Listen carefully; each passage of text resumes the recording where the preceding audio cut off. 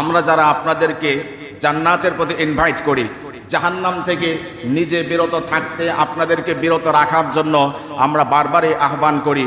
আমাদের এই অপরাধে আমাদেরকে তারা তকমা দিয়েছিল ধর্ম ব্যবসায়ী। ওলামায়ে কেরাম, কোরআন সুন্নাহর ধারক বাহক যারা, তারা ধর্ম ব্যবসায়ী নয়, বরং যারা নিজেদের স্বার্থ হাসিল করার জন্য দাড়ি রাখে, নিজেদের স্বার্থ হাসিল করার জন্য লেবাস পরিবর্তন করে, সময়ে আবারও স্বার্থ হাসিল হওয়ার পরে নিজের দাড়িগুলো কেটে ফেলে, এরাই প্রকৃতপক্ষে ধর্ম ব্যবসায়ী। এমনভাবে ক্লিন শেভ করেছে, এমনভাবে ক্লিন শেভ করেছে, ধরার বোঝার কোনো উপায় নাই এইটা যে সেই দরবেশ।